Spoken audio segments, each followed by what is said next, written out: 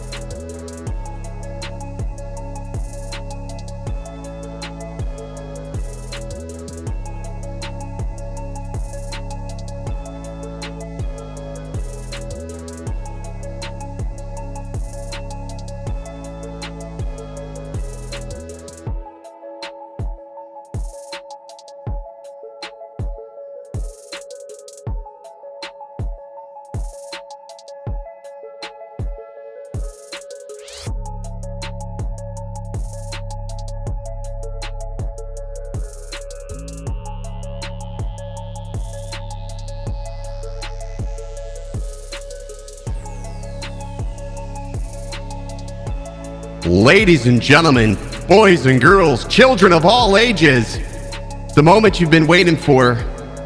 Hang on, wait a second. Fuck, that's the wrong can. Never mind.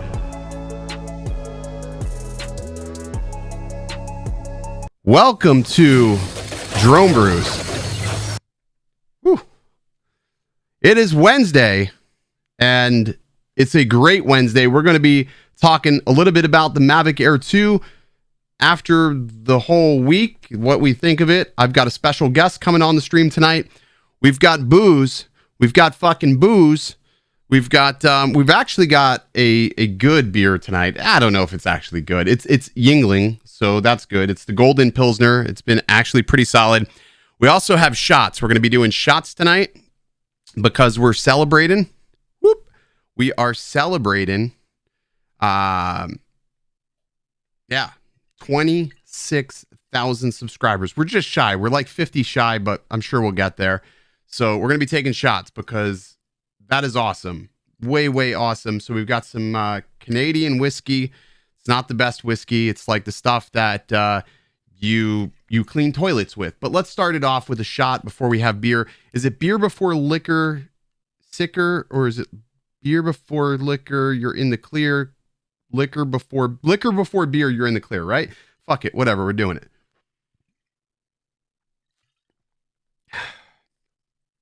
It's smooth and crisp. What do we got there? This is the stuff you clean toilet bowls with.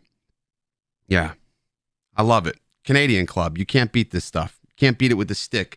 I figure when I'm old, broke, because of all the drones I bought, I'm going to sit on the side of the street, all curmudgeoned, hair all jacked up like this. Can you spare a lipo? Can you spare a lipo? That's what I'm going to do when I can't do this anymore. So let's go. All right. So tonight, special guest, we've got Jake Sloan.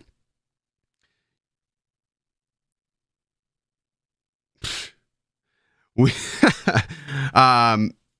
have Jake Sloan on the show tonight. Super excited. Jake is a solo creator out of what the hell is it? Alaska. How could I forget that? He's out of Alaska. And I guess, you know what? Wow, that beer is burning. What the hell? Is this a twist top, right? Come on, this is a twist top? What's going on? I don't have anything to open this beer with. Hang on a second. There we go. We got a bottle opener everywhere in the world. I may have broke that glass, but that's fine. All right, let's do it. Let's go ahead and do like we always do. Let's greet the chat. Yes, I am 3 beers in. Let's greet the chat. Here we go. All right, so we've got C. Tyler, Wild and Dockley, Bud Bieber. Bud, I love Canadian whiskey. It's all good. This is actually really good. You clean toilets with it because it's so strong. We got Lon Denard in the house, Scott's RC World, Jake Sloan, who will be joining me shortly. Jake, if you want to go ahead and call into Skype so we can get you routed in and see if we fuck the audio up tonight. At this point, the stream is now demonetized. I've exceeded my level of F-bombs. You're welcome. I'm sorry, I can't talk proper. Fly High, Wisconsin, David Leo.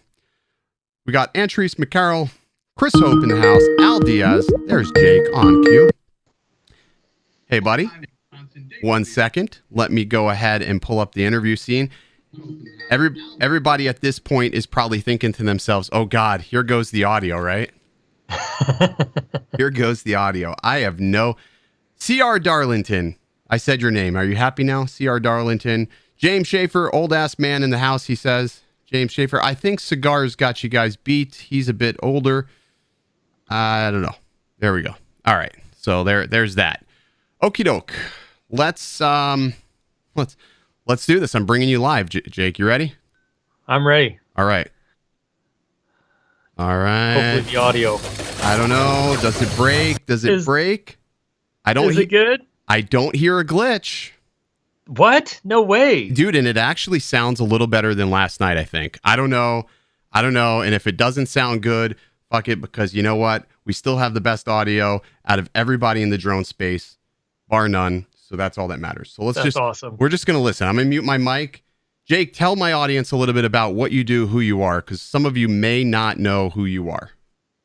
All right. If you don't know who I am, my name's Jake Sloan. I live in Alaska, and so I do a lot of video production stuff on my YouTube channel about cameras, drones. And while I'm doing that, I show off the state of Alaska. So I take you to all kinds of crazy places, like deep down inside of glacier ice caves and on mountain tops and in small planes and kayaks. And where am I going this weekend? I'm going down to an old World War II Army base that was built here in Seward, Alaska. And so I'll be filming down there. And yeah, that's kind of what I do. I think that's how Ken and I met originally, was digitally through drone stuff, right? Yeah. So I saw some content you posted. I think it was something, you were flying a drone out of a glacier. And I was like, holy hell, that looks awesome.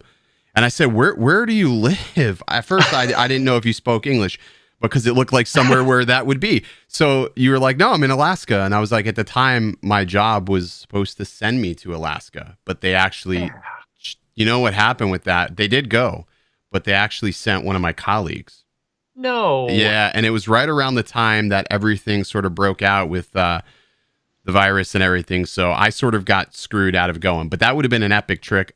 I don't know if I would have had a lot of time, but I always make time whenever I'm on a travel for work, you know what I mean?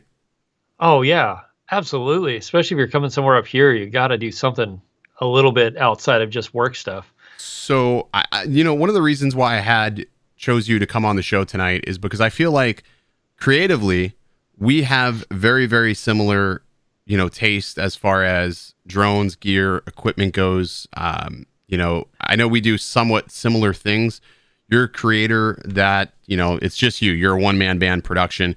You got a chance to get the Skydio in your hands. You've recently got the chance to get the Mavic Air 2 in your hands. So I got to ask you, with all these new drones that have come out, which one do you find to be your favorite as of right now?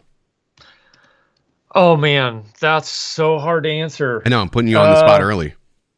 What's that? I'm putting you on the spot early. Dude, no kidding. Can I say which one's my favorite based on use? Yeah, go ahead. Okay, so if I'm going out just to do something crazy out in the state of Alaska, like run around the woods, kayak, whatever, but I mostly want to film me doing the insane stuff I'm doing, like the glacier stuff. The Skydio is my favorite. The Skydio on the beacon is my favorite, just because it captures great footage, but it's just so easy to throw it in the air and have it follow me around. Right. And then a few little controls on the beacon are great for, triggering, moving around or whatever. It's awesome. But if I'm going to go film something, like if I'm doing something for a client, or I really want to get certain types of shots, like, or anything that's a little ways away, then hands down the Mavic. Well, I don't know. Now the Mavic Air is so good. Yeah, the Mavic Air 2 is really, really good, man. I'm digging this drone, from a perspective of size. I find myself grabbing a lot. I have not used it on a professional shoot yet. Yeah, I haven't either. I've always done the Mavic 2 Pro for that. Yeah, And same.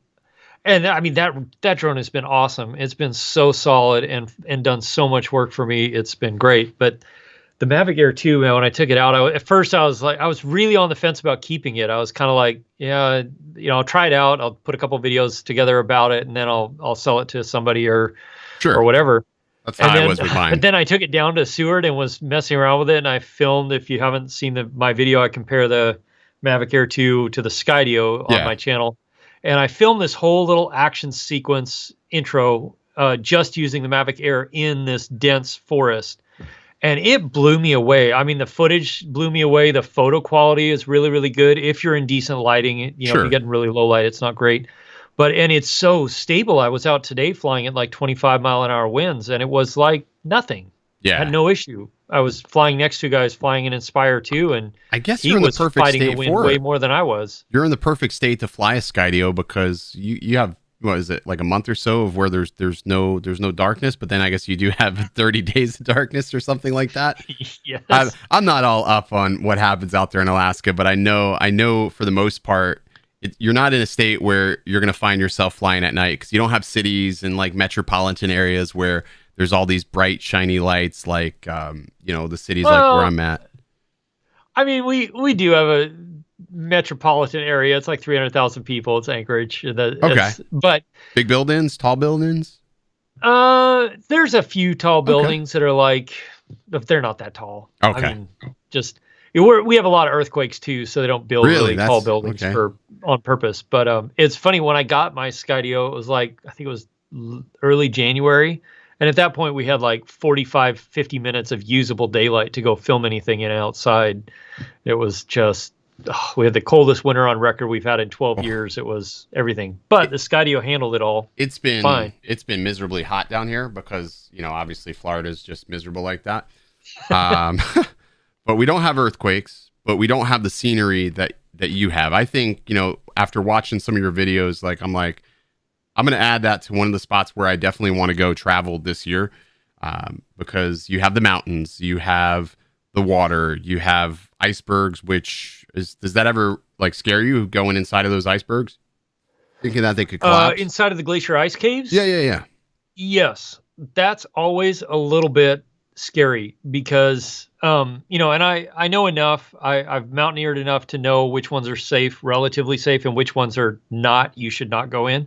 Gotcha. But it's this, because you go into this cave and it's, if you go far enough down, there's zero light coming from anything because it's just totally pitch black. That's like every cave I've ever been down. And it's, what's that? That's like every cave I've ever been down. That's right. I don't ever go down anymore. If you turn your lights off and there's not a lot of other noise, you can hear the ice shifting around you. And it's this this weird combination of glass cracking and breaking and bones breaking. It just, the sound of it is unnerving. You lost me at bones breaking. you lost me at bones breaking. You're flying FPV too now. Yes, and so are you. Yes. Well, you know what? I'm not going to lie, man. When I first saw it was you and Mike from Drone Supremacy. I saw you guys flying, and at first I was like, screw those guys, jerks. And I'm like, I'm not going to get an FPV quad. I'm not getting into that genre. That's not what I care about. And I'm like, and I was like, my audience doesn't care about that. So, but then I picked one up and I started flying. I'm like, well, I care about that. So I don't care what anybody else thinks. Now I'm like, shit, 5 quads deep.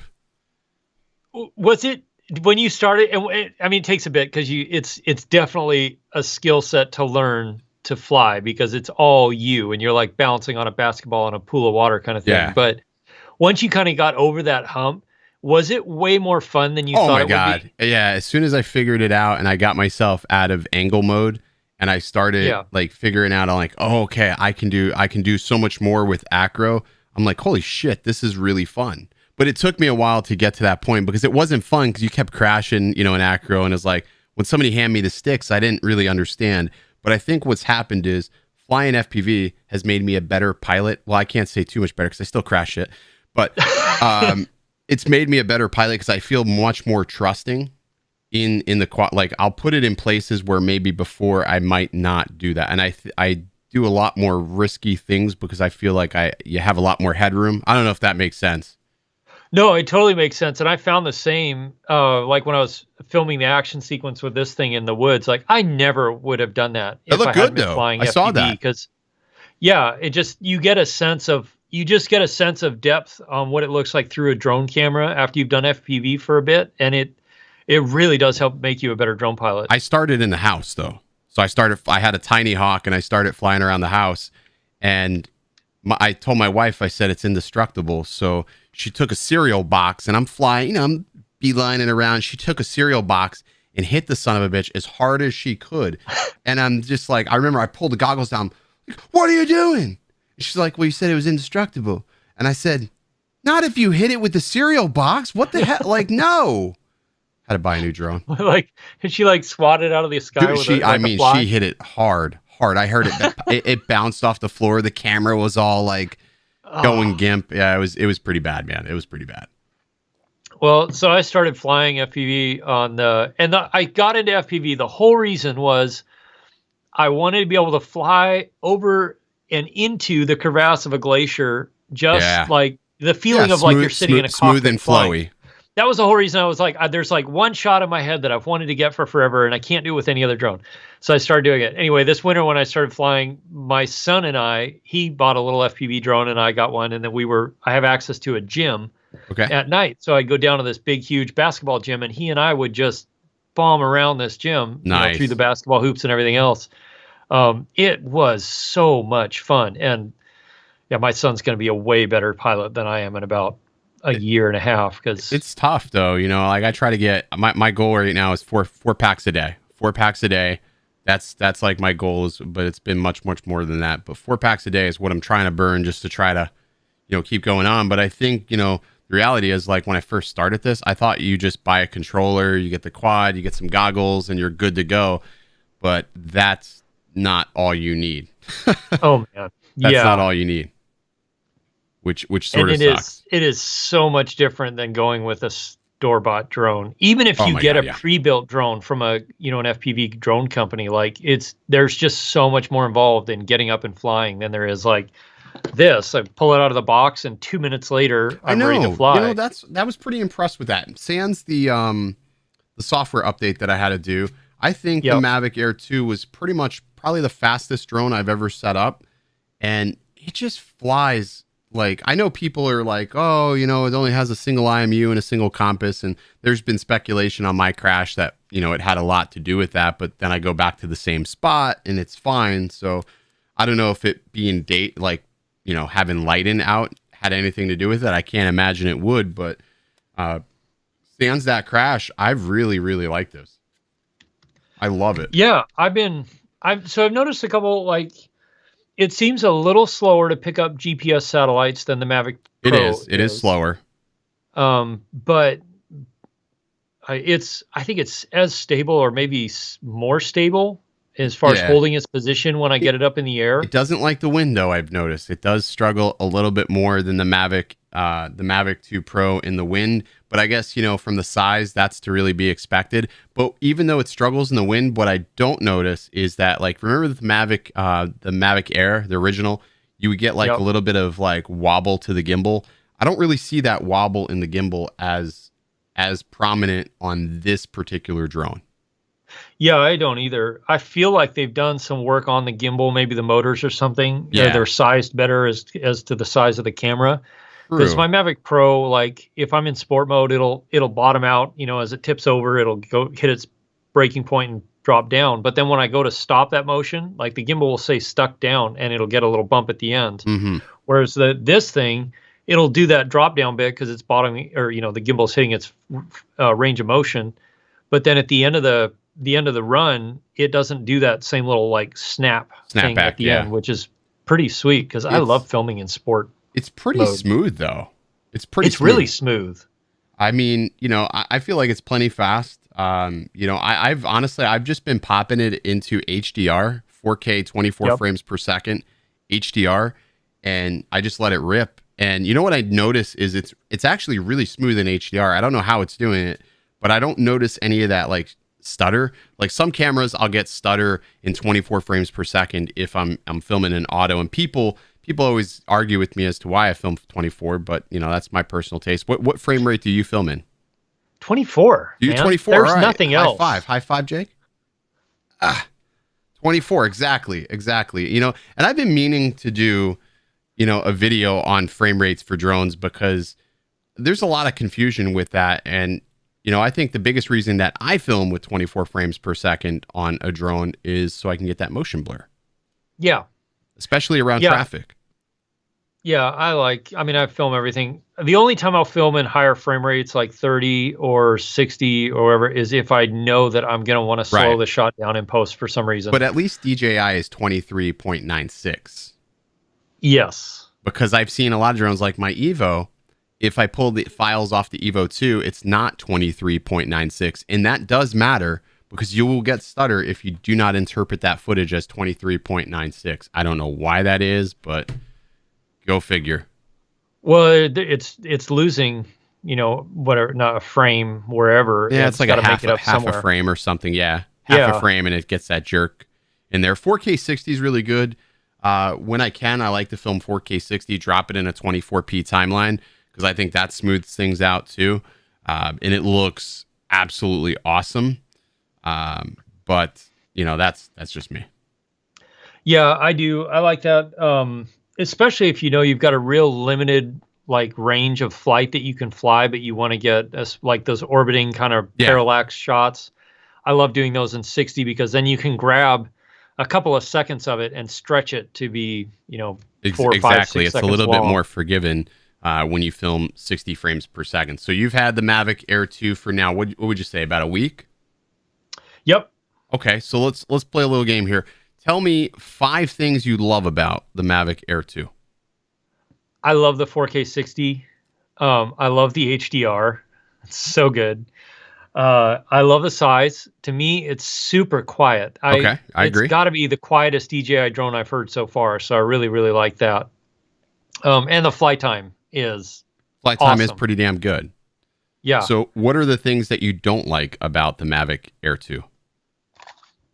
You and me both. I don't have the controller in my hand, but I don't like the controller. Yeah. I don't like it. I like this part of the controller. The fact that the antennas are kind of more beefy and they disappear completely like that. I like that.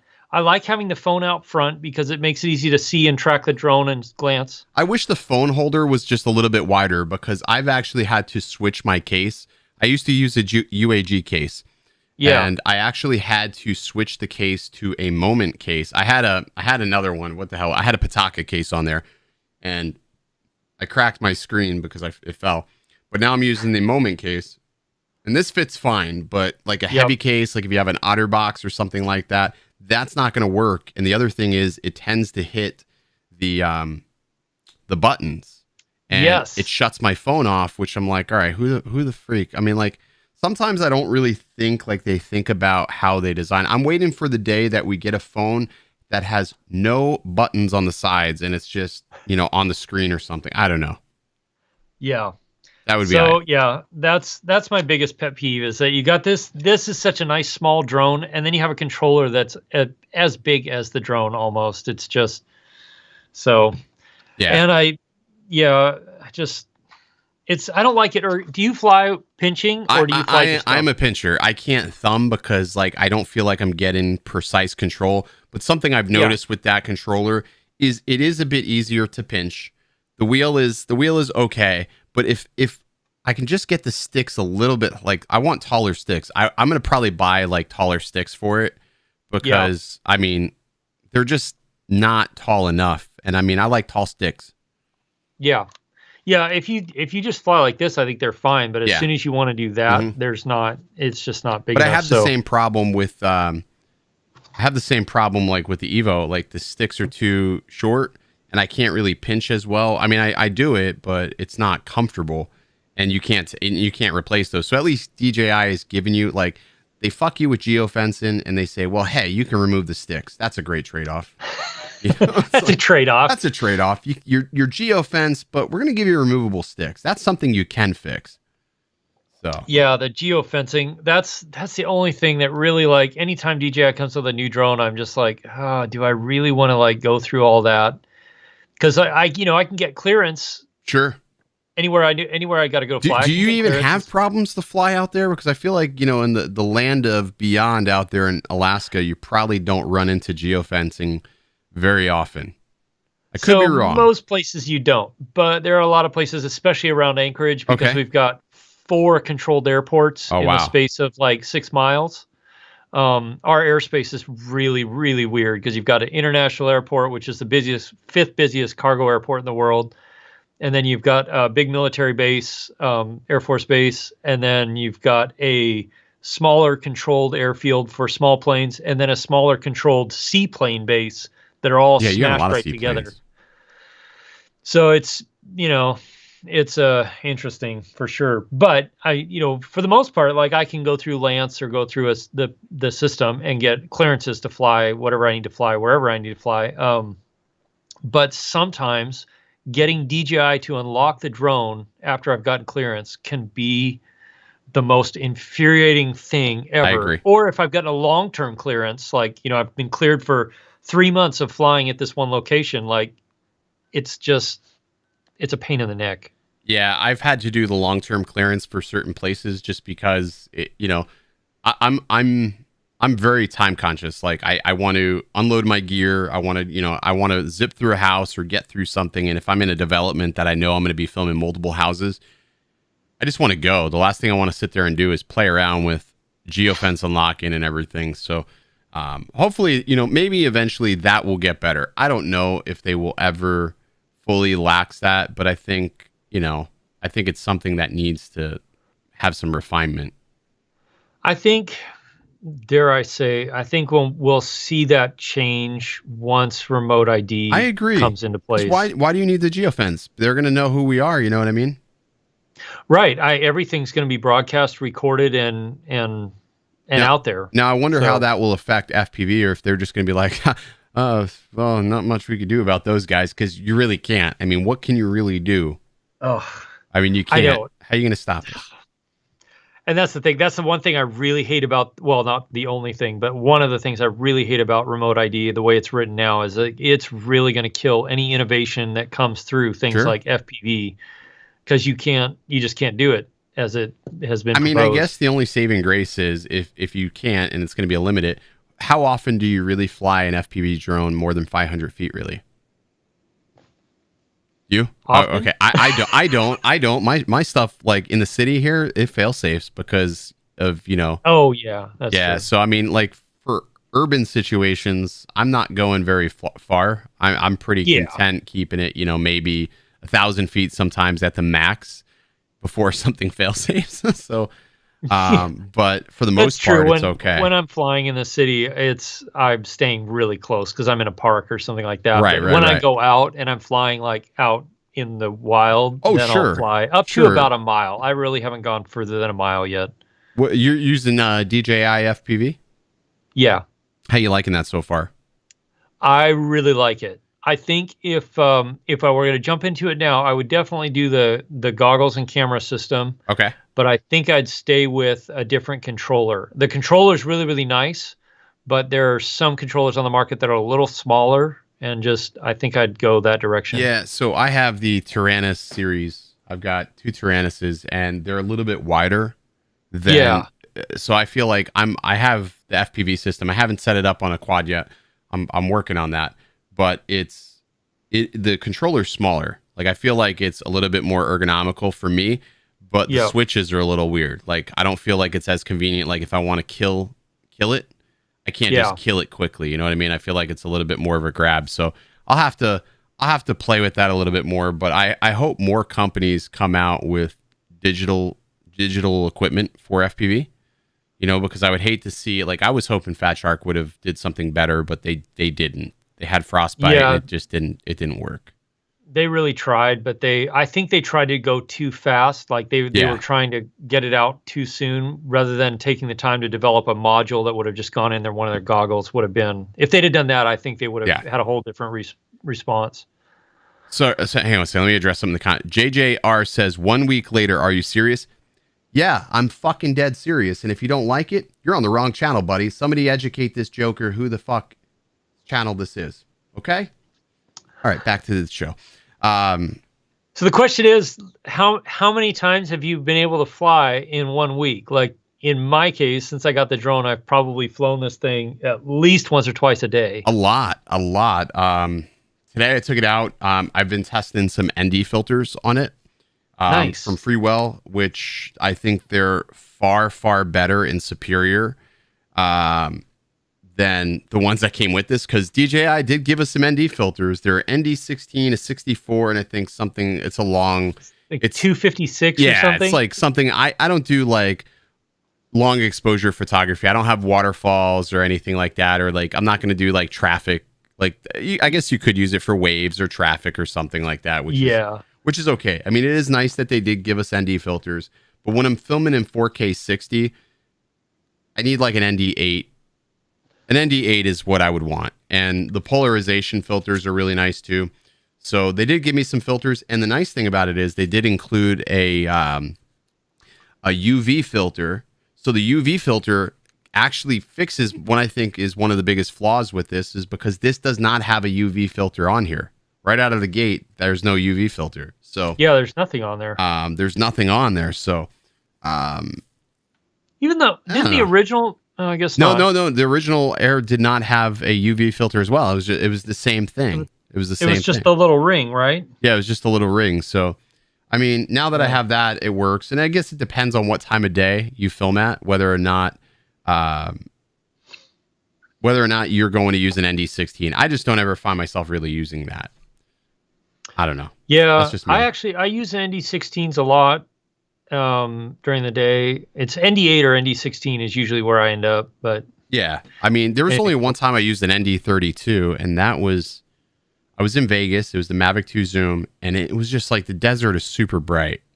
Yeah, it's just super, super bright. It was like midday, and I had no choice. I had to put an ND32 on, and that still I felt was a little bit high, So Fly High Wisconsin wants us to explain the ND256. So in short of it, think of it like this. So the only controllable variance that the Mavic Air 2 has is the shutter speed. So an ND256 is meant primarily for photography. So what you do is, if you're using that filter, you're going to slow your shutter speed way down, probably like 1/2 a second, 1/5 maybe, something super slow. So let's say you have a waterfall. When you take that photo of the waterfall, because you're using that 256, the exposure is balanced. So like when you look at your histogram, everything's in the middle. And what it will do is it'll make the water look like it's all like, I don't know, like there's motion blur. So it gives you motion blur. It just looks really cool. It looks like a painting. It looks cool. You frame it, put it in your bathroom, that type of thing. I don't know. I don't know what you do with those photos, but great Instagram photos. I'm gonna open this. I forgot I don't have a bottle opener, so what I'm doing is you're just oh, okay. Just like, we let it fall. So we open it like that. Yeah. So I did tell you. Mine were supposed to come in today, but they're delayed. Which is weird because you're closer to China than I am. Every cargo flight that comes from China stops in Anchorage. And you know the number of times that I watch something I have bought come to Anchorage and then go to Memphis or go to Nashville or go to Minneapolis and then come back up here. It's so infuriating. That makes no sense. It could have been here 2 days ago, but no, it had to go all the way down to Memphis where FedEx's hub is or something like that. It just, Walter Hall says, original Dobo, I canceled my Evo 2 because of you. Walter, let me explain something. You, Walter, cannot pin the fact that you canceled a drone on me. I merely guided you with knowledge, and you chose to click the buttons in which you canceled your pre-order. Don't put that on me. Not today. Not today, Walter. You did that, not me. Sorry. No problem. Walter needed to be addressed. Yeah, I mean, they give you a lot. I don't know what Harry's sending you, but he sent me Osmo Action filters. They got a veritable ND filter for the Osmo Action now, which I mean, yes, it's usable. I've been using it a lot on my quads because it works. Some people say that the stabilization gets jello. Yeah. But I mean, it works for me. I think it works. I end up using the GoPro 7 on my quad because I don't like GoPros now, and I'm pissed off at them because they did some stupid stuff with the 8. And so I put it on my quad because I was like, well, if I wreck it or my drone dies in a glacier somewhere, I won't have to worry about it. Hero 8. Look at that. Yeah. Wait till that pulls focus. Exactly. I barely landed hard. I mean, I'm not the best at landing. I'm not the best at a lot of things in life, but I mean, I barely hit hard and the screen cracked. And from what I'm understanding is the 8s have a problem with the screen and just they break like very, very easily. I actually had somebody message me today about that. They're like, hey, you know, I wanted one of these, but I bought it and then it broke. So I don't know. Same thing happened with mine. I took it out. First day I took it out when I was working on a video with it. I dropped it once and the rear screen cracked and the front glass had a nick in it. And I was like, it sucks. It's the dumbest thing ever. Yeah. And I don't like the fact that you can't replace ND filters. I in a lot of ways, like at first I was really excited about it. And now after using it for a while, especially using it on an FPV drone, I'm like, wow, this was a really bad step backwards. What the hell were you guys thinking type of thing? Yeah. And they did make some improvements. Like the stabilization is better. Yeah. And it does do better in low light and stuff. But just when you got the Osmo action out there, the stabilization almost as good as the 8, but it also has the front facing screen. Exactly. In my opinion, it has better colors. And it has removable lens. Yep. And then the battery lasts longer. It doesn't turn into a like fiery brick when you turn in, record 4K with it for 20 minutes. The only thing missing is GPS. Yeah. That's the only thing missing. Yeah, there's like 2-3 things if DJI did on the next Osmo action, they would kill GoPro, which I'm not terribly excited about, but at the same time, GoPro has been sitting on their butt. Did you get your hands on an Insta-1? I have one coming. Do you? Dude, I want to know how it is because my buddy got one and he started made it 3D printed parts for it so he can mount them. And the stabilization is really good because they did something smart. They add the stabilization after the fact. All based on the gyros in the camera, right? Right. So it's like when you watch the footage, I'm like, holy crap, that's pretty damn stable. Yeah. So they reached out to me a couple of days ago because they saw one of my, I think it was the Hero 8 versus Osmo action video or something. And they said, hey, they're sending me one because they want me to do a comparison. I was like, Sure, I will compare it. Yeah, take that all day. I mean, the one thing I like about that is if you break a screen or you break something on that, you can replace it because the parts are modular. Yeah. I mean, that's the nice thing about that. Yeah, and I love the fact that it's modular. I think there's probably room for improvement on of course, how it all works together and stuff, but I'm really excited. And the fact that Sony had one out there for a while too, but it's pretty different. But one of the first action cameras to have a 1-inch sensor, which I'm really excited about the low light capability. If you got a 1-inch sensor, you just have so much more room in low light on in my case, flying through a glacier cave and with an FPV drone, having a 1-inch sensor on it would be really nice. Oh, $10 super chat from Metro Drones. Got his Evo 2 Pro today in the mail. Good deal, man. I hope you enjoy that Pro. I guess I should also say, too, I have with me tonight the prototype for the lift door case. A lot of people have been asking about a tablet holder. Well, Liftdoor has redesigned their tablet holder for the Evo 2. They're making it a lot more slimmer, and it's going to be easier to take apart. So this right here is the prototype. And when it's all said and done, it's going to basically able to pop apart in 2 pieces and slip in the rugged bundle case. So pretty cool stuff. So we should have more on this pretty soon. This is just a prototype, but I like the improvements. It's a lot lighter and it's much slimmer than the previous version of this rig. So this will be done and ready to go very, very soon. So that's for the Evo 2.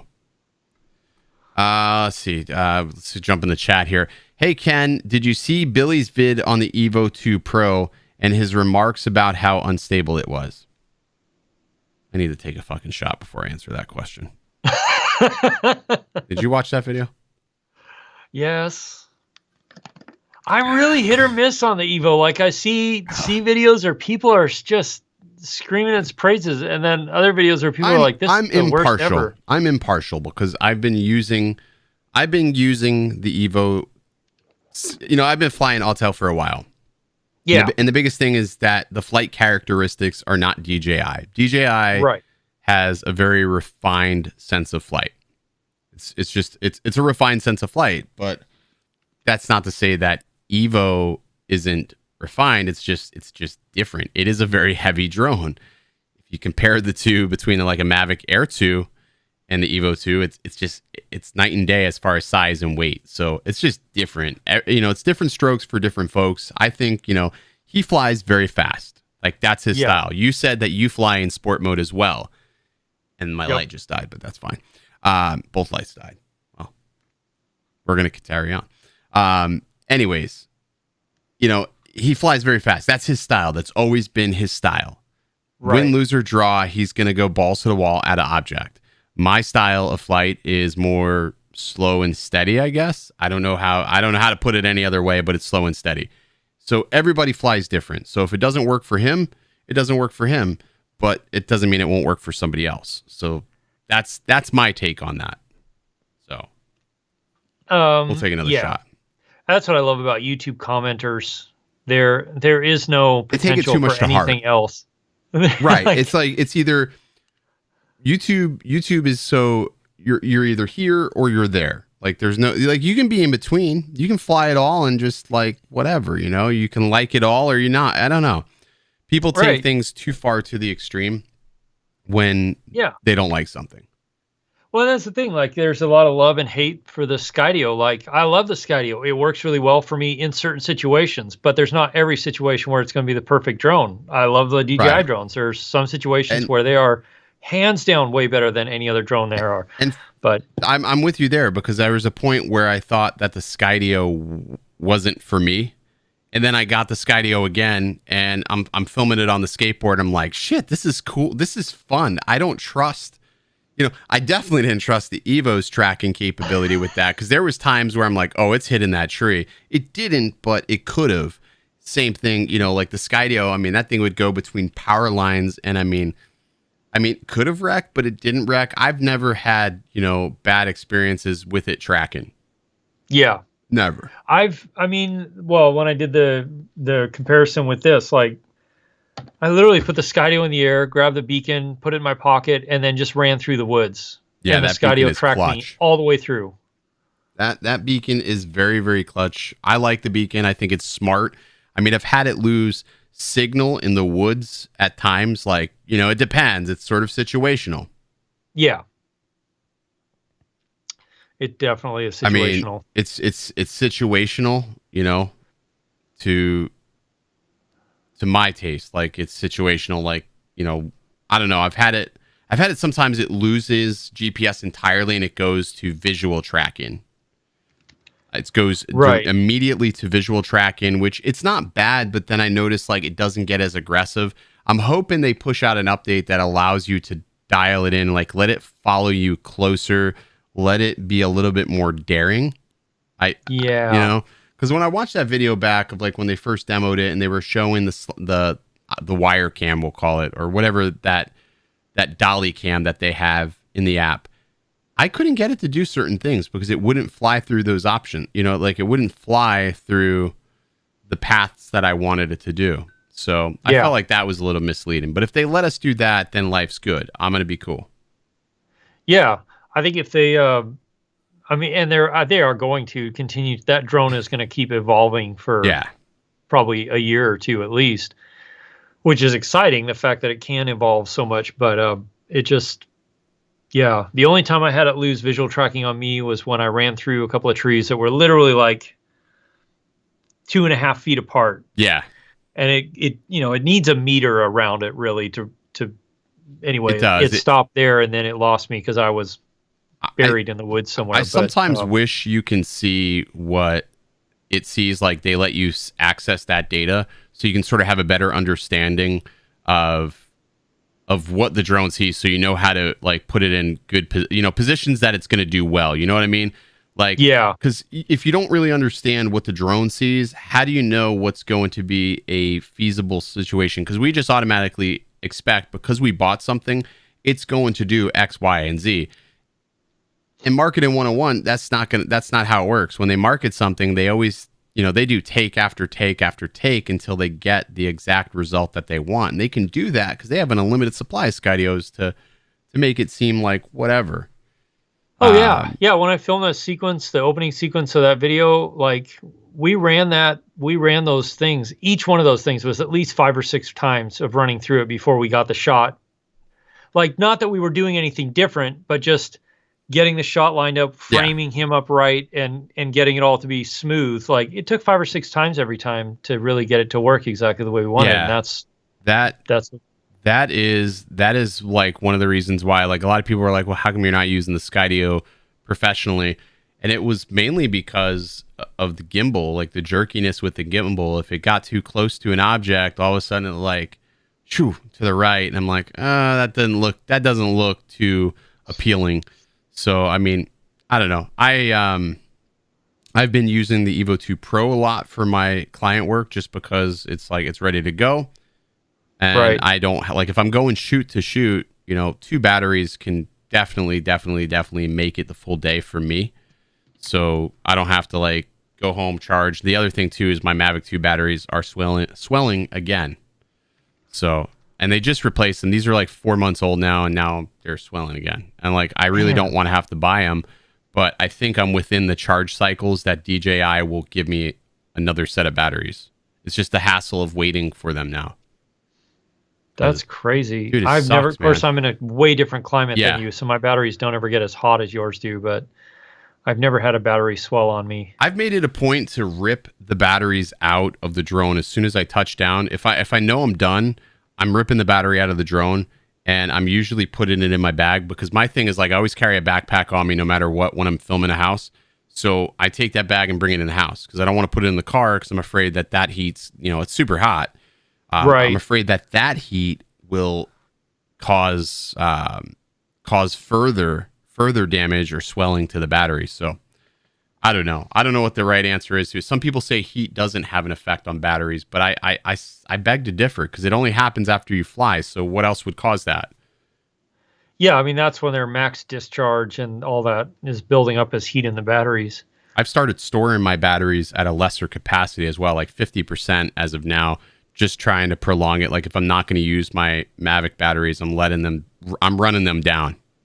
Yeah. Running them down. I mean, that's what I've been doing, especially once I started doing FPV with all my drone batteries, Mavic Pro, the Mavic Air, Skydio, FPV drone, all that. I try and always get them down to around 50% or a little less than 50% if I'm going to put them away for a couple of days, because they definitely don't last as long if you don't. But I feel like it's easier to discharge like lipos than it is like, you know what I mean? Because you don't have to, like, it's not a smart battery. Like you put it on the charger, you tell the charger, I want to take it down to, let's say 50%, 30%. I store mine at 3.5, like just a little over 3.5. That's what I'm storing mine at. Right. And I just take them down and there you go. Or I'll just take them outside and just one by one, just rip around the house a little bit, take them down. I mean, it's almost more fun just to rip it around, take them down before you throw it on a discharge. Yeah.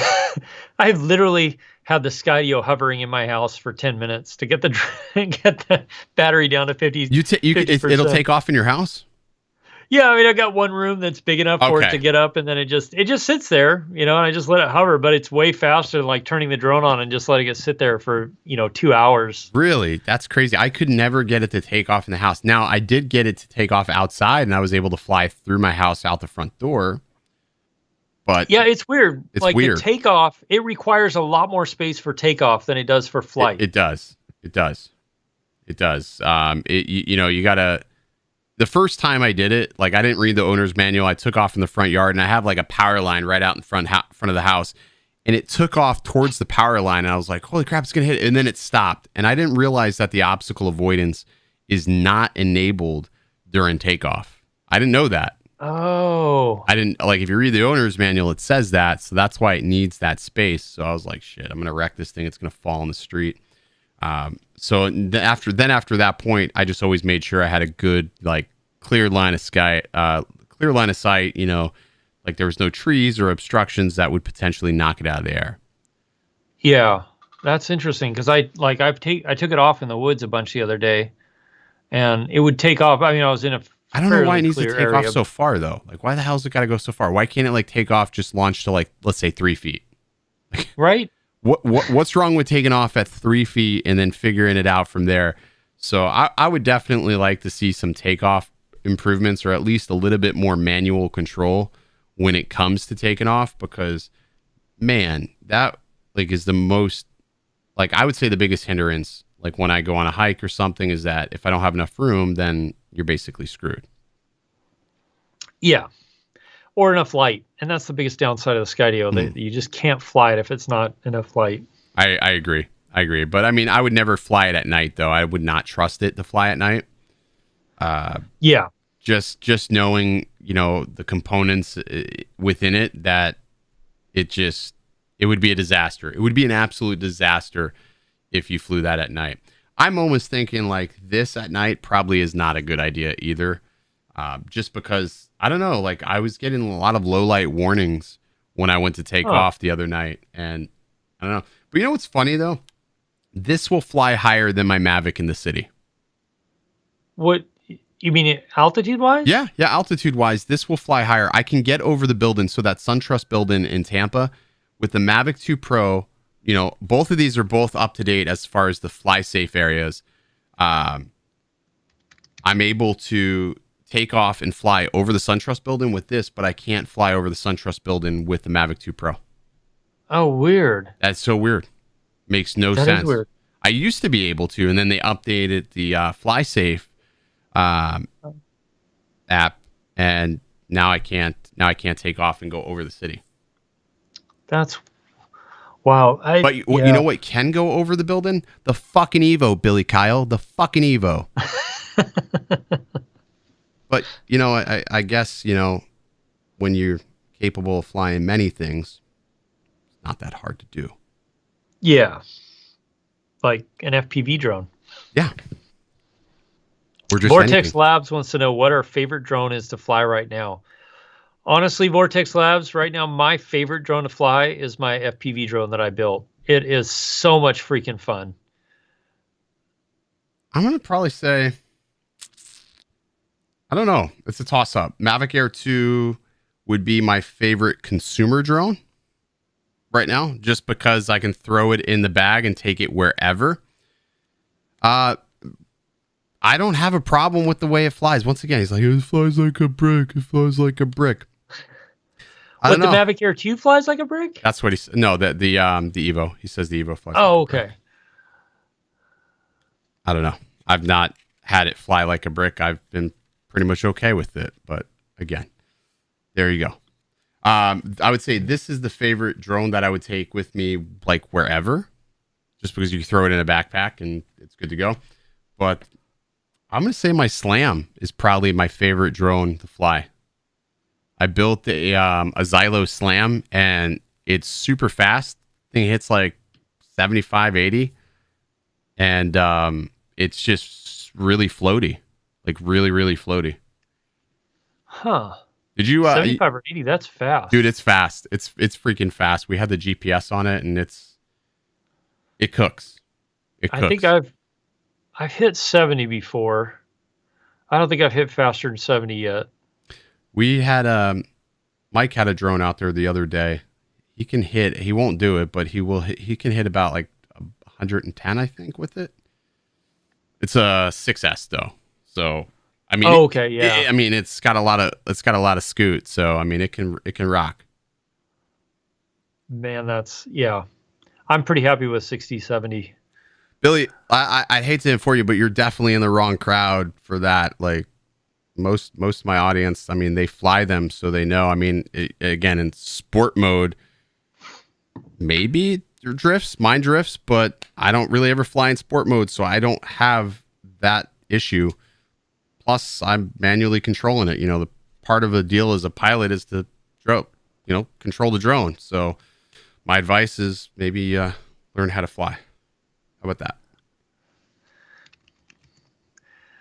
Man, mic drop. I mean, there's just no other explanation. So there's that. Yeah. I mean, this thing is my favorite consumer drone to fly right now. It's really zippy. It's just so fast. It is very fast. It's very agile. It's nimble.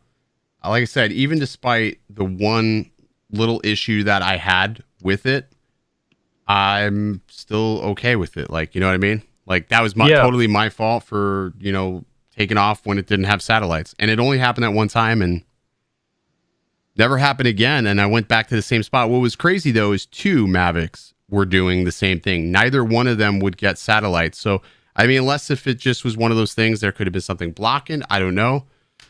But it was at night. So that was the only variance, though. It was at night. I don't know if there was extra interference. Who knows? But it took off. It wasn't cloudy, though, right? I'm trying to remember because I watched the video, but... No, it really wasn't clowdy. It really wasn't cloudy. Okay. Not the way it was windy. It was definitely windy. When I started hitting up at that 15-foot mark, the minute it started going, I could have pulled the sticks in. I had enough time, but I thought I can battle it back. But it was on its own. It's on its own at that point. And the best I can do is fun. Yeah, it's never a good thing, because my fear was like it was going to slam down, hit traffic or something. And at 500 grams, or it's about 500 grams. This could go through a windshield, I think. Maybe dent a car. Oh, it could definitely dent. I don't think it would hurt somebody. I don't know if it would go through the windshield, but it'd probably smash it up pretty good. Yeah, I think it would crack it, though, depending on how fast. Yeah. But I think it would have dented a car. But, I mean, where it hit, I mean, I got lucky because somebody saw it land, and they picked it up and put it on a table. Nice. So, and they knew it was me looking for it because I was using the beeper. Because the GPS was completely screwed. It was saying that it was like way down the street. I would have walked way down a couple of blocks looking for it, and it was like right in front of me because the GPS was all over the place. So that's like, yeah, never mind. I was going to tell you about the time I crashed my drone on the glacier and got on it to retrieve it, but did you lose it? I thought you lost that one. You lost the Mavic. No, that one I lost. That one is down. I'm hoping I can recover the remains of it this summer sometime. Oh, you're waiting. You're waiting for the Berg to be gone. It's almost pushed it out to the front where it went down. So I just want the SD card. It has some really good footage on it. I went back. That's the worst though when that happens, man. Like, and it is. I mean, sometimes you get lucky. You get some cache footage. My luck is every time I'm filming, I forget to clear the cache, so I don't have any like DVR of it. Right. Like, and that's what happened with this flight. I didn't even hit record because I didn't think I was going to go. Like, I usually don't hit record unless I know I'm ready to roll. Now I'm just like, shit, maybe I should go back on my laurels and say, okay, as soon as I take off, I hit record just for that instance if something should happen. Yeah. That's why I've set all my goggles now at this point. As soon as the drone arms, it's starting to record. Me too. Because I just you never know. Yeah. I always forget and then I'm punching out. I was flying my FPV drone filming a guy biking down a glacier, and my battery voltage dropped because I think I had a bad cell in that battery. And anyway, so the drone landed on the glacier. Fortunately, it was in an area I could get to and retrieve it that wasn't dangerous, but it was like... Do you find any issues with water on those, or is they have a coated on the boards, right? Yeah, I coated everything I could on the drone with that conformal coating, the silicone conformal coating. You hit the drone with your solders with conformal coating? Uh-huh. Really? Maybe I should start doing that. Yeah, because I've I've buried mine in the snow a couple of times. Okay. And you pull it out. The drone is hot, so as soon as you pull it out, all the snow starts melting because all the components are warm. and then knocked the snow off and took off and flew around again. Before I conformal coated it, the one time I buried it in the snow, it flipped out because it was everywhere I had soldered was getting getting moisture, so it was making shorting contact, out yeah, between the other ones. So that's when I was okay. Did that fry the board or no? No. It was just shorting. Fortunately, it didn't. I had a situation where I ripped the battery lead in into from a unit in the yard. It's funny, like it hit a tree and it just like I guess it wasn't soldered correctly. It was a factory solder from iFlight. It ripped the lead, and when it hit the ground, it just caught fire. It just like bursted in flames. Oh. Yeah, I've never seen that before, ever. And it just burst into flames. I was like, shit, well, I'm glad this happened here and not in a field, because I would have set the field on fire. I don't know if you saw, but a guy set a field on fire with his drone. He crashed hard enough and the field went on fire, and they charged him with arsoning, which I thought, like, I mean, it's not his fault. It's not his fault, but still, it was same thing. Like, I don't know if you remember that time, the gender reveal that they did and set the fields on fire. So, I mean, they charged him with a similar thing. Luckily that one wasn't like a big fire. They were able to get that put out, but I think they still charged him. So that's always my fear, is like, as soon as that thing hits the ground, like, pull that battery, get it off the drone, hopefully nothing's punctured, type of thing. Oh man, yeah. That's I've been really lucky in some of my harder wrecks. I can't believe I haven't punctured a battery yet. So it's all good, man. Well, Jake, I appreciate you coming on the show tonight, man. Yeah, thanks for having me. Time's valuable. I'm just glad the audio issues finally resolved. Thankfully, XSplit took the time out yesterday to work with me and figure it out. Like, I was going crazy because you and I sat on this call, like, what was it, 2 days ago, trying to figure this out. And I was tempted to use, what the hell was it? StreamYards. I was tempted to use that, and I didn't. And then Sean helped me out tremendously the other night, did another test call, and finally, after, making the changes that XSplit said to make, there it is. So there it's good. It's awesome. So at least we have this fixed for the next go. So I appreciate it, man. I will catch up with you really soon. Sounds good. All right, Can't wait to have you up here in Alaska. For sure. Soon.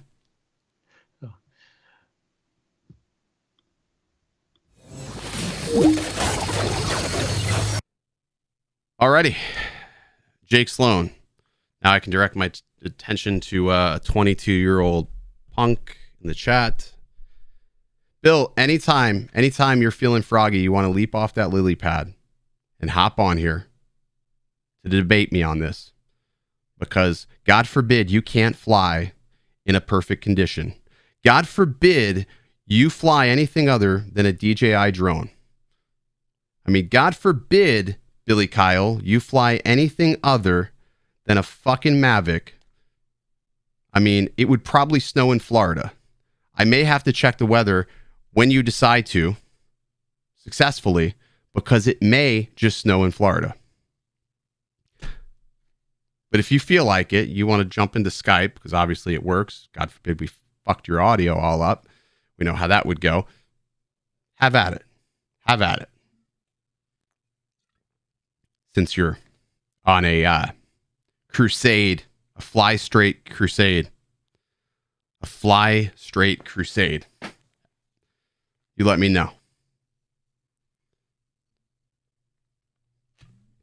You let me know. But in that interim time, I will take a shot. We will pour one out for you, Billy. We will pour one out for you. We're just going to pour it here. A little ASMR. A little bit of Canadian whiskey. Could put some hair on your chest. You let me know. I'll hold the Skype window of opportunity for you. Right now, as you scramble to find your mic. Camera that's acceptable. Bro, you're right here. You know me. You've got my contact. Come. I'll bring you in. I'll bring you right now.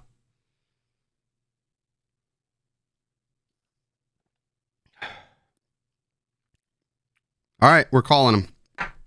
We're calling it. We're doing this right now. We're doing this. I'm calling him right now. It's connecting. I'm calling him. The person whom you're trying to reach It says the is person currently unavailable. He's unavailable. Please leave a message after the beep. I'm going to leave him a message. Hey, Bill, it's Ken. I'm just giving you a call. I noticed that you were in the chat, talking, and I just figured we can, have a little chat, friend to friend, because we are friends. Call me back. Your friend, Ken. That sounded like an Eminem thing. Like your friend, your pal Stan. I left him a message because it went to voicemail. Oh, he saw it. Uh-oh.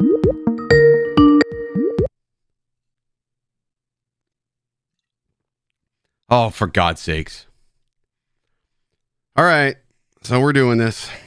Let me add you in the stream. We're doing this. Let me do this. Let me see. Where is he at? How come it's not adding you? Where are you at? Add source. I can't hear you. Which one did you add me on? Oh, you called me on the wrong one. Hang on. I hate that. I really hate that. That's why. Skype for Windows 10 doesn't let you do that. What's up, baller? What's up, brother? So Skype for Windows 10 doesn't let you do NDI. That's fine. I got a Mac, so I don't usually deal with any of that stuff. I know. You're such a cocky son of a bitch. Let me mute your thing because I figured out what the problem is. This, operator error. You knew that. Son of a bitch. I'm afraid to go up north because I feel like you would shave my eyebrows. I've got enough to spare, so I could give you some of mine. That's savage. Let me freaking resize your window because right now you're looking huge right here. All right, this is unexpected, so we'll allow it. All right.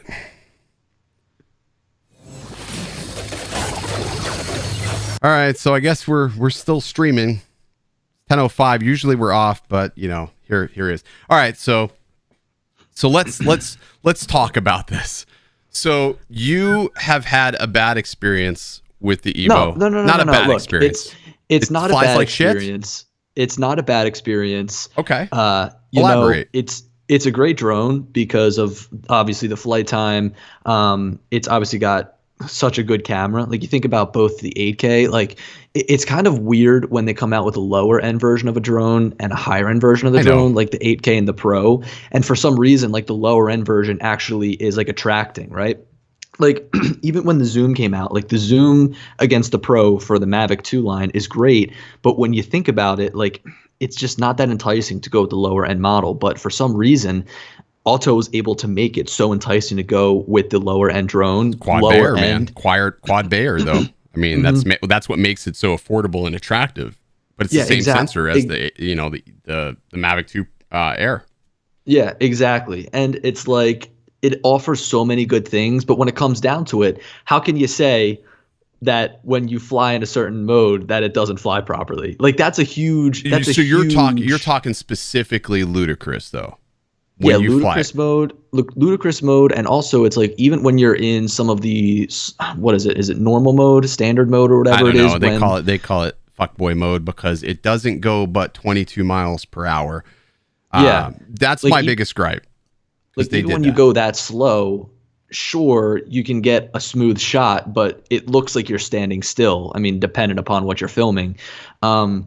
I mean, I think the biggest name of the game is reliability here. So if you can't rely on a drone to fly straight, what's the point of flying it? I mean, so I personally haven't experienced it not drifting. Like it doesn't drift for me when I fly in normal mode. Like I don't have a drift. Yeah, no, and but it doesn't drift for me either. If I go into ludicrous mode, the things I notice is I do have a drift. It could be to the left, it could be to the right, but my bigger concern in ludicrous mode, and this was even with the Evo 1, is the loss of altitude as I'm in ludicrous mode. Like if I'm not watching my altitude, you don't realize it, but as you're flying that fast, you're losing altitude. For some reason, it doesn't hold altitude position. I think that's a bigger issue than the drift left to right.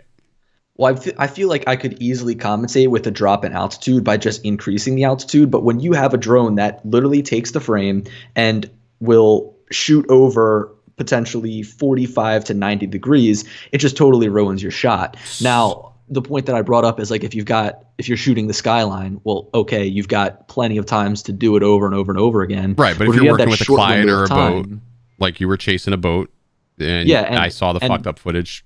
Luckily, at the end, it's great that it all came together, but it's like if the drone continued to give me problems bobbing up and down, or if the gimbal would shoot left and right, or the top of the drone would enter the frame, it's just unusable video. So your video caused a shit show at Autel. It actually caused the engineers to look at that.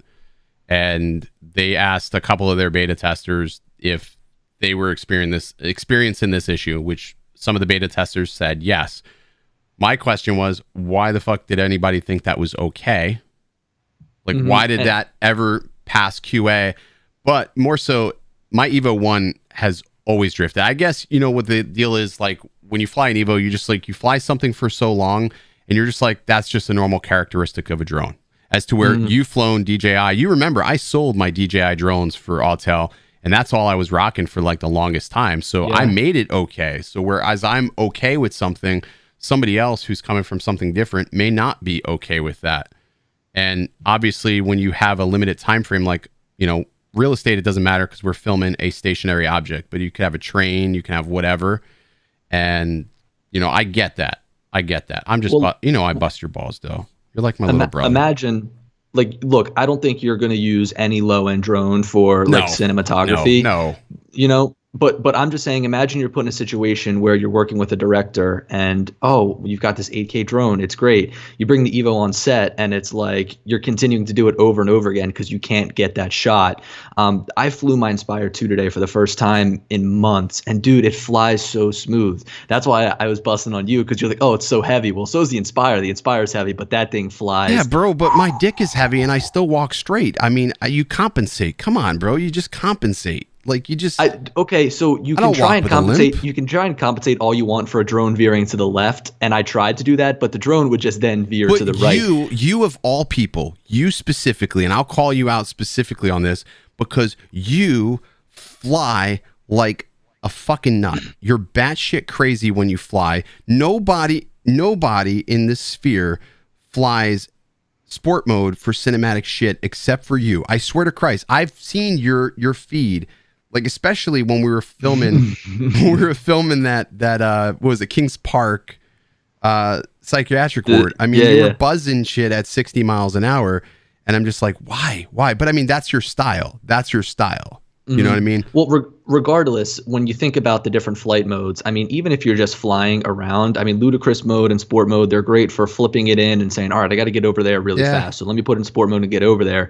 But regardless, it's unsettling knowing that if I'm trying to get from point A to point B and the drone is going to veer to the left, I mean, if your drone is flying straight and it veers to the left, there's so many other issues that could go wrong. If it gets hit by a gust of wind, it could continue to potentially spiral down. I mean, it's just a big issue. And I saw somebody say here in the chat that they could always fix it with a software update, which is totally true. They can fix it with a software update, but the problem is, like, my problem with it is because yes, it does account, because I saw some people in your video comment and say, what about a compass calibration? So I was curious about that because I have two of these airframes here. So I'm thinking, well, maybe it's your airframes fucked up, right? So I calibrated the compass on both airframes. I took it out for a flight. I threw it in sport mode, ludicrous mode, whatever you want to call it, 45 miles an hour. Now, 45 miles an hour, I notice a drift. 34, not so bad, but it's like, you know, it's periodic, but it's not as bad. But the problem is, my problem with it is, why can't the drone just do 34 in positioning mode? Like, yeah, right. That's normal. Like 22 is not fast enough. Now, they do have flight modes. They do have flight modes that do help to do stabilize, like dual stability. I mean, they they just do things different. They just do things so much different because they have flight modes that can do certain things that DJI does in their normal mode, but it's built in. It's a different drone. I don't know how to explain it any other way. No, the differences are definitely there. And I was talking with Zach, and he was like, it's a difference between like a Ford and a Chevy, but it's more of like a difference between a Porsche and a Chevy. And like even when you put the Mavic Mini up, like I feel like the Mavic Mini actually somehow flies better than the Evo. It feels more solid. It feels like when I'm looking at the video, it doesn't bobble around as much as Ken is taking shots one after the other. Oh, we're just getting wrecked tonight. Dude, I'm celebrating. 26,000. We're celebrating. Yes. Good stuff, man. It is good stuff. I somehow knew. I knew when you got this in your hands. I said this to Zach before this drone went out. I said, I don't think he's going to like it all that much. Just because of the fact that you've flown DJI for a long time. But I don't care what you say. Nothing flies worse than that fucking Power Vision. Okay? You can't argue with me. Nothing flies worse than that Power Vision. So the Power Vision, dude, it's such a great concept. It's a good concept, but badly executed. I am on 3 of those drones, and I just got a new one because all of my others have broken, and it's not been user error. They said that in order to keep the Power Vision, you had to have 50,000 views or whatever, and then they finally just said, well, you can keep the Power Vision because we can't get people to buy it. I'm like, what? Dude, I feel so bad because again, it's such a great concept, but the hardware, the software, everything just feels so unfinished. And like I hate to say that about Autel's software too, but I feel like it's unfinished. But it is unfinished. And Mike, all right, so my problem with Autel, and I sort of ripped into him a little bit with the video. There's pros and cons to everything, right? I try to find the good and the bad with something. The bad is the software is unfinished. The bad is the fact that they had a good amount of time to finish this software, right? We saw this at CES January. They had from January to April before they started shipping these units out. They had beta testers in the field that they were getting feedback from. Apparently, either A, the beta testers weren't providing adequate feedback to... They lied. Right. They lied. Like, they're happy to get a free drone. They lied. And what people... I guess what people don't also realize is that you bought your drone. You paid full price for your drone. You're given the review. You're giving your thoughts as somebody who... bought it, like an average consumer. So you're thinking to yourself at this point, is it worth it to me? I mean, you're not saying it's a bad drone. I mean, I read through all the comments. I perused. I stalked the video after it was posted. I didn't base my video off of that. I based my video off of questions that I was asked. Because people are like, oh, you're attacking Billy. I'm not attacking Billy. If I wanted to attack you, I would text you. We handle our beefs. We handle our beefs offline. But I feel like I don't think it was like a slanderous video. I don't think it was like you were trying to deface the drone. You just said your experience. No, like even how I started it out is like it's such a great drone and it offers such a great concept with the one airframe, 3 different cameras, and all 3 cameras are great, and it still is a great airframe. I mean, if you wanted to use this for everyday use, okay, you could. Right. But here's the thing: is that they're asking a huge price for it, right? They are. At $14.95 for the 8K, $17.95 for the Pro, which I'll give it to the Pro. It's definitely a good drone. Is $17.95 a little much? I think they need to come off of that by like $250, maybe. That would make it a little more adequate. Yeah, I agree. But you think about what you're paying for, and you want a drone that is just nothing but incredible for that price point. And they promise a lot with the specs, but then it's like all of that is great until you get to the point where you're flying in that ludicrous mode and it just starts veering to the left. Now, it's not every single time that happens. Sometimes it flies dead straight. I would say that it's if there's wind, you're drifting, or there's wind will mess up any drone. I mean, that's just a matter of fact. But even when you've got the factor of the drone just kind of doing what it wants to, sometimes it's just like it's a little unsettling, because it's not even that it's drifting though. It's flying. What's happening is it's not that it's drifted in. It rotates. It's flying like, I don't know. I can't explain it. Like I call it crab style. Like it's cocked sideways a little bit, and it's flying straight, but it's cocked sideways, so you're getting that like alignment shift. So I talked to the engineers about that because I they watched your video. I gave them logs from the drone after I flew both of them. I calibrated the compasses and flew both of them. Yeah. Hey, if they want mine too, I'll send it to them. They're on there. I can have one of the guys reach out to you. So I gave them all my logs and I said, this is a problem, only in this mode. I'm not noticing it in, standard positioning mode, but while we're at it, like, why can't this thing do 34 miles per hour? Like, eliminate that. Like, why do we have 2 sport modes? It's stupid. Who's going to choose 34? No, you're going to choose 45. If I could do 45, I'm going to do 45. Why am I going to choose? You know what I mean?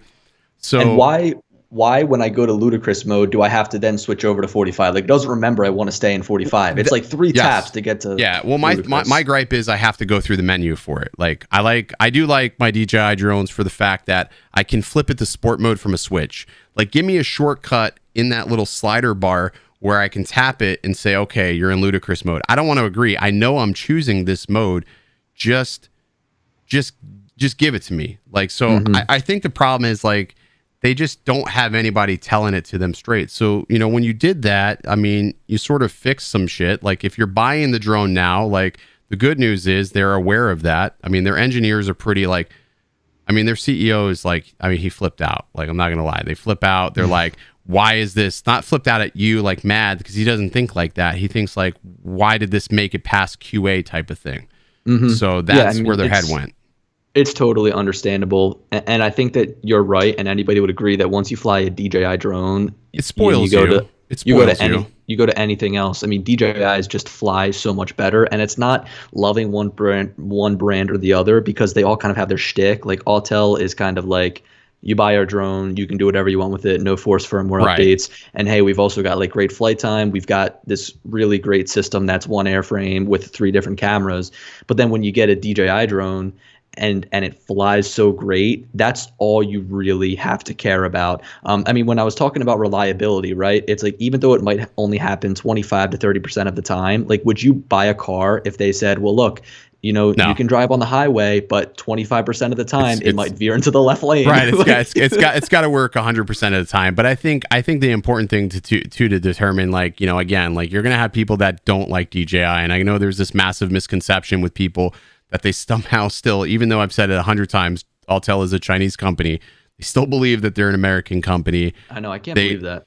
They believe DJI is spying on them. I mean, they're both based out of Shenzhen. They're probably neighbors for all we know. Like, there isn't a good American drone company except for Skydio, but I really don't count that. I discount that company to an extent because you can't fly it whenever or however you want. So we don't have an American company that creates a drone.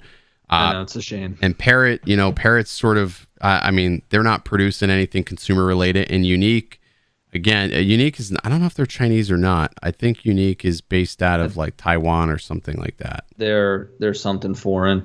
Well, look, I wanted to get on here to defend myself. So people think we're probably fighting each other. We're not fighting. We might have to do something a little more formal. We'll do it in a podcast. We'll do it in a podcast. See, we have content for a podcast. The problem is we don't film podcasts because we're both so caught up in our own content. We don't film podcasts. I know, especially now with the Mavic Air 2. And it's like all these drones coming out. It's tough. All right. Well, let's do this. Let's table this further discussion until we get some beta firmware. Yep. Yeah. And then when it flies straight, you're on it. I know you said you're on it. And look, I think quite frankly that it's a pretty simple fix. Just in order, I'm not an engineer, so I'm not an engineer either. I'm drunk. But I am coming up there though. So I did put a date. Was it, what did I say? June 5th? June. It's coming up. It's coming up. I wanted it this week because you guys were doing the meetup, but I'm coming up there. So maybe we'll have some beta firmware and maybe it flies straight, maybe it doesn't, or you're just gonna like shit all over me or whatever. I might just have to fly in the standard mode and just speed up my footage by 200%. No, because you can tell. You can tell when vehicles are moving. You can totally tell. So you can't do that. I know it looks so bad. I know you don't do that. So, all right. So we'll table this discussion for a podcast. But yeah, so I'm gonna come up there this coming up month. We're gonna fly. We'll figure it out. Maybe we'll have to do another fly off. I'll fly with the Evo 2. You fly with the Mavic. You choose your choice of DJI. We'll do another battle. I'll choose my 2-year-old drone, and you could choose your 2-year-old drone. You're not gonna fuck me up, dude. Trust me, dude. My video will be up, and you're gonna be like, I'm still uploading my 8K video. Dude, Premiere is so fast right now. Dude, Premiere is so fast right now. You're talking all this shit. Well, not on my MacBook, but it's fast on the computer. So I'll just stick to Final Cut Pro. Whatever, dude. Whatever. So we're gonna do this. Thanks for having me, bro. I'll see you later. Later, man. Bye.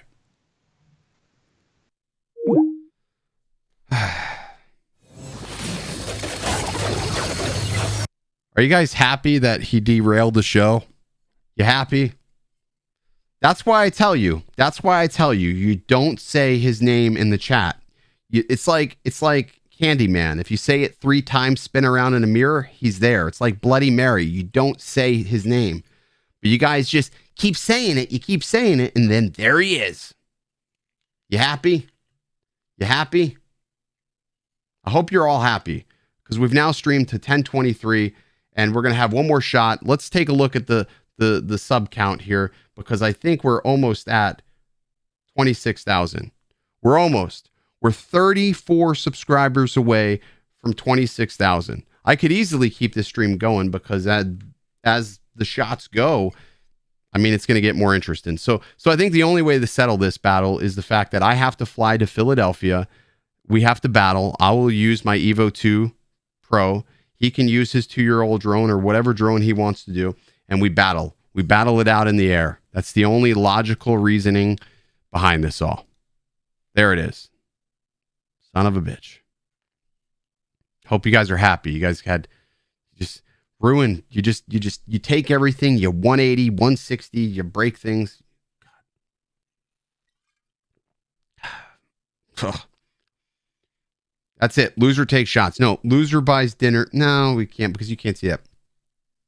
I would say loser of the challenge would have to, film like some video or I don't know. We'll figure something out. We usually don't do that. I mean, usually just people pick like which footage you like best, like we did the last time, and that's how it goes. So, but there you go. But at the end of the day, him and I, we may not see eye to eye on everything, but we have different tastes of quads. But at the end of the day, we're still best bros. We're still going to fly hard and fly together, but that's what you need. You need people that have opposing views against yours to push you to fly different things. I promise you, if I never got an Evo, he probably would have never even thought of flying one, because it just wasn't in the cards, but now he has one. And because of his video, chances are Autel is going to fix the firmware and push out a software update, because it can't be hardware when it drifts. Those are things that can be calibrated with software. So, I think a lot of times people underrate what happens online, because these companies really do pay attention to what people post, because they want to put out their best foot forward. And now hopefully we'll get it. Hopefully it doesn't take too tremendously long, but we're on it. There's that. Loser takes a dip in the Delaware River. That's a deal. I don't know how disgusting that river is. No. Better yet. Loser has to walk back from Baltimore. And not the good part. Actually, no, I won't do that to I wouldn't do that to my worst enemies. Could you imagine, Lon, if you had trim adjustments? Like if you had I have that on the FPVs, you have trim adjustments, but that would be cool as hell if you had that. Who knows? All right. Hey, BMAC, screw you. I don't want to have to drive to Texas this year and kick your ass, okay? I don't want to have to drive to Texas and kick your ass, okay? My wife wants to know where I got my shirt. My shirt is from Grunt Style. Grunt Style supports veterans. I will drop a link in the description below if you want to check this out. But most of my shirts that I wear is for Grunt Style, because they support Army veterans. And that is something that I'm about on this channel. So if you've served in the military, thank you very much. I appreciate your service. So that is what shirts I sport. I mean, it's not everybody's cup of tea, but hey, too bad, right? There's it. That's the shirts. That's where you can get the shirts that I wear.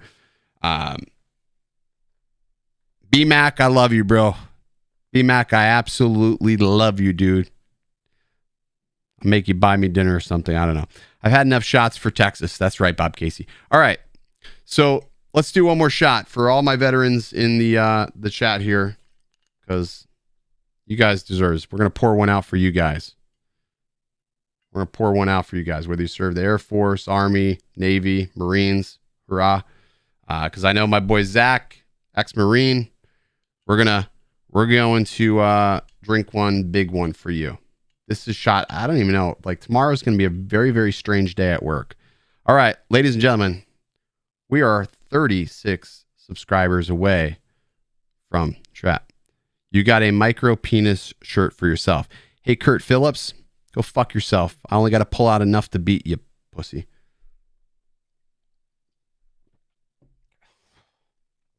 Bless it anyways. All righty. There's that. Hoorah. All right.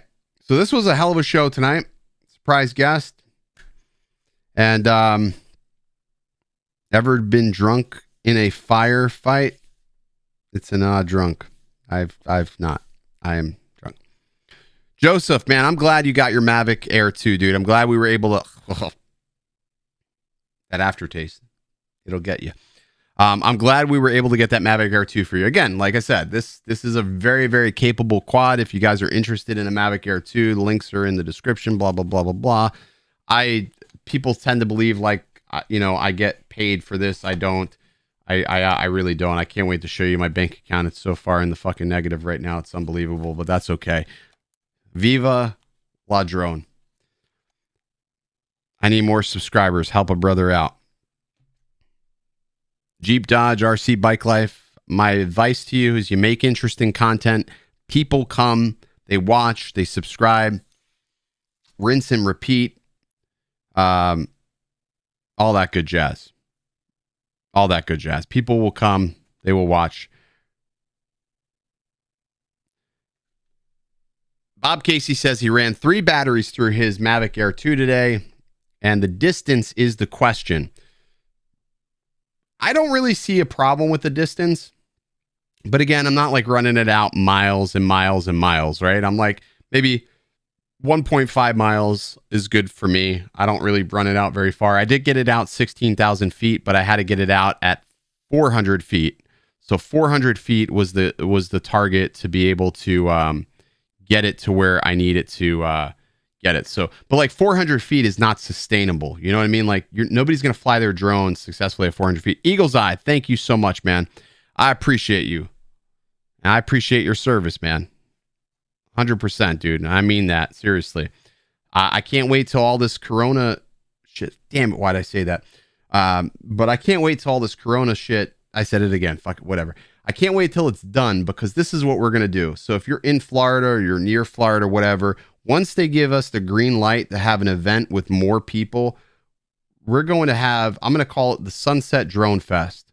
Yes, I've stolen that from the Sunset Music Festival, but it's going to be the Sunset Drone Fest. It's going to be epic. It's going to be here in Florida, in Tampa, and I think it'll be fun. So Sunset Drone Fest, it's going to happen probably August, September. I think that'll be enough time to alleviate all this shit that's going on. So there we go. Wendell Powell, can we get a brother on what is the best micro SD card to use? So let's see, what SD card do I have in here? I believe I have a SanDisk 3200 Extreme in here. I don't like, honestly, as long as it's a SanDisk SD card, I'm pretty happy. I don't have an SD card in here, but let me look. I'm actually just using these. Like literally every SD card I use is these right here. Can you see them? Those are SanDisk Extremes. They're super, super affordable, except for that one. This one came out of a Parrot, but they're all SanDisk SD cards. So if you can get an SD card, get a SanDisk SD card, get that Extreme SD card. If it's that color, you want it to be at least 150 megabits. That is more than adequate for 4K footage. I never get stutter or issues from it, and they work really well. This case is very clutch. If you don't have a case like this, get yourself a case. It's blah, blah, blah. I'll put a link in the description for it. It's a Hansky case. Hansky. Hunsky case. Hunsky. Are you having any motor issues? I have Easyheimer. I've had 5 shots. I'm having motor function issues, but no, I'm not having any motor issues. I haven't had any motor issues. Now the first Mavic Air 2 that I got, when I updated it, it sputtered, but beyond that, that was it. Let's see. People do always confuse megabit with megabyte. It's very true. Yes, we're going to have to drink water very, very soon because it's getting a little hot in here. All the alcohol. That happens. But that's what happens. That's Drone Brews. That's why this show is different than every other show, because we get obliterated and demonetized every time. That's fine. It's fine. I am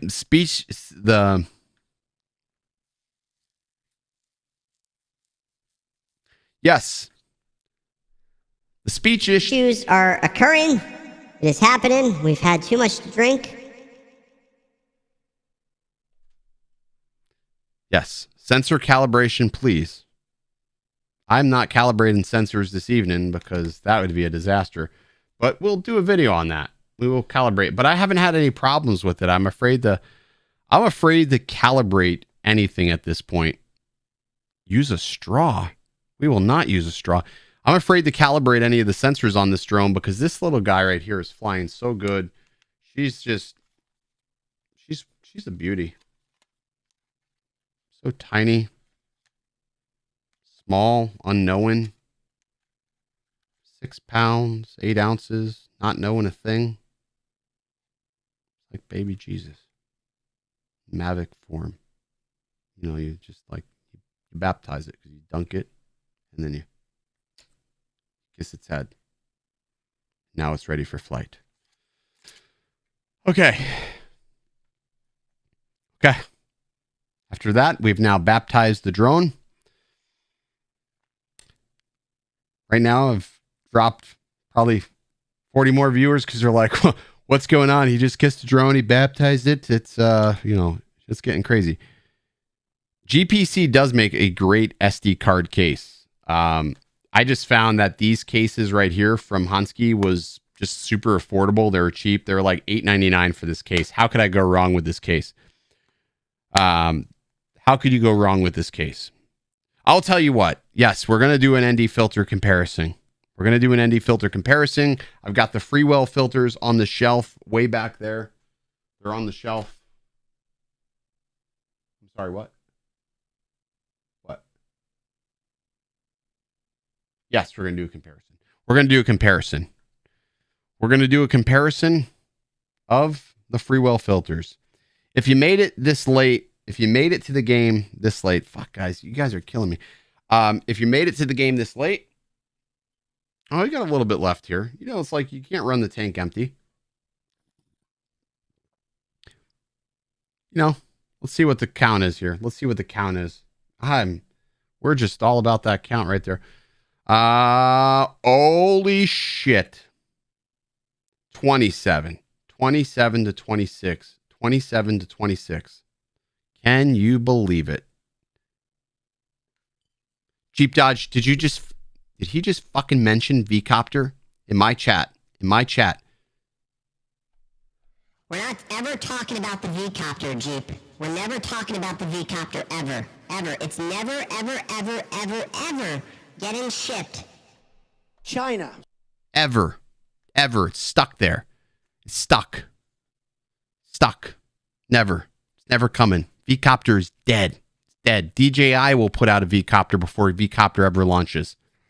Matter of fact, Autel will put out a bicopter before V-Copter ever launches, and they'll ship it before V-Copter ships. How the freak do you V-Copter ship? All right, guys. That's it. That's the stream. That's the mess. Four-eyed. The Four-eyed K9. Thank you so much for that super chat. Thank you to all the super chatters.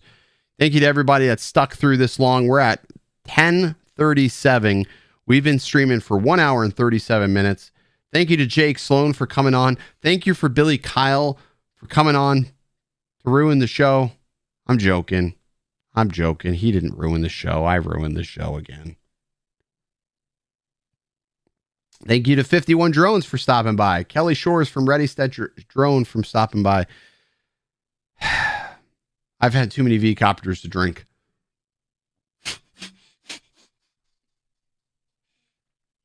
You can't drink a V-copter. You can't do it. It's impossible. You can't drink a V-copter. What I'm going to do now is I'm going to hang up the call and I'm going to go get yelled at by my wife. Okay? Because that's what's going to happen. Because she's going to be like, "Hi, you said you were going to be off by 10 p.m. I lie often. It's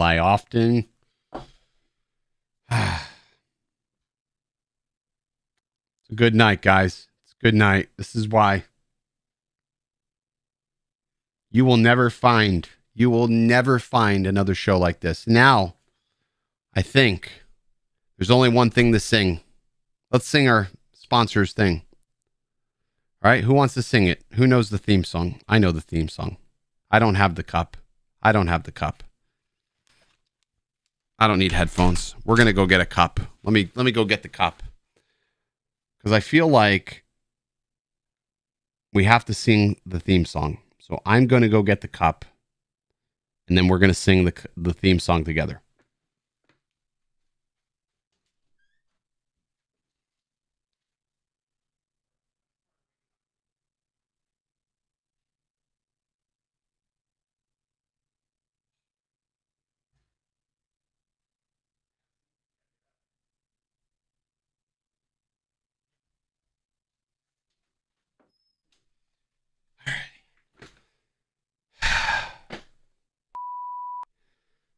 Alrighty. Now we sing. We're gonna pour one out for my man Rick.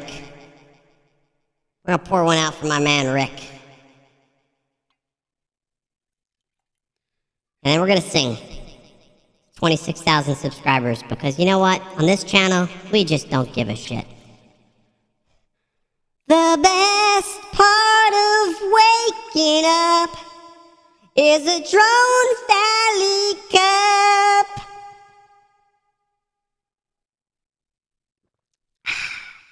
Links in description below. Not an actual affiliate. All right. That's it. That's the show. Hope you enjoyed. I enjoyed. You enjoyed. We all enjoyed. And now, I'm going to play you with my anthem, my theme song, my Lon Denard, my Rick Smith, my B-Mac, Paul, B-Man. Okay, let's go fly some drones, right? Let's break some stuff. Let's have a great weekend. It's Wednesday. Mark, you will listen to Two Cats Fighting, and you'll listen to that. We're going to listen to this. And adios. And as always, let me gain my composure here. Stay. Hang on, let me try that again. Still have a little bit of shot left, so we got to do a little shot here. Best part. Okay. Stay original. Too many nights, yeah. Not for the right, yeah. Too many nights, yeah. Not for the right, yeah. I can't be still inside. I can't be still inside. I don't toss and I don't turn. There's some lessons I'ma learn. Usher said to let it burn, but my life isn't his concern. I don't toss and I don't turn. There's some lessons I'ma learn. Usher said to let it burn, but my life isn't his concern. I am not the one, and I am not your Neo. I am not a hero, and I am not a hero, and I am not your one. Yeah, and I'm not your Neo, and I am not a hero. Yeah, and I'm not a hero. Too many nights, yeah. Not from the right, yeah. Too many nights, yeah. Not from the right, yeah. I can't be still inside. I can't be still inside. Too many nights, yeah. Not from the right, yeah. Too many nights, yeah. Not from the right, yeah. I can't be still inside. I can't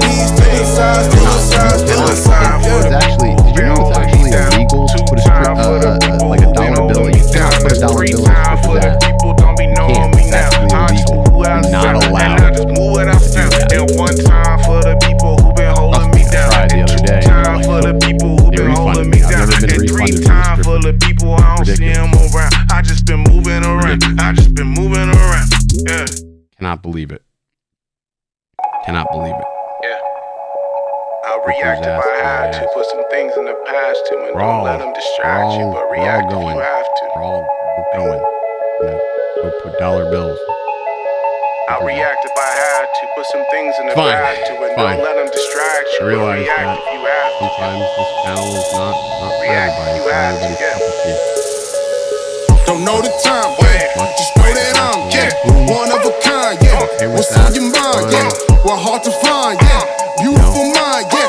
Still in my prime, yeah. Just know that I'm, yeah. Too many nights, yeah. Not feeling right, yeah. Too many nights, yeah. Not feeling right, yeah. I can't be still inside, still inside, still inside. I can't be still inside, still inside, still inside. Too many nights, yeah. Not feeling right, yeah. Too many nights, yeah. Not feeling right, yeah. I can't be still inside, still inside, still inside. I can't be still inside, still inside. It's not insomnia, really. I'm not a zombie, a thriller. I'm moving calmly but iller. Not playing party Attila. I ain't been partying either. Been at the Garden of Eden, just drinking water and eating. It's probably not what you're thinking, but I hardly been thinking. I feel like hardening season. I know that's hard to believe in, and that's just part of the reason. I'm catching up to you because you wait and you sleeping. I feel like hardening season. I feel like hardening season. Yeah. Too many nights, yeah. Not feeling right, yeah. Too many nights, yeah. Not feeling right, yeah. I can't be still inside, still inside, still inside. I can't be still inside, still inside, still inside. Too many nights, yeah. Not feeling right, yeah. Too many nights, yeah. Not feeling right, yeah. I can't be still inside, still inside, still inside. I can't be still inside, still inside, still inside. I don't toss and I don't turn. There's some lessons I'ma learn. Usher said to let it burn, but my life isn't his concern. I don't toss and I don't turn. There's some lessons I'ma learn. Usher said to let it burn.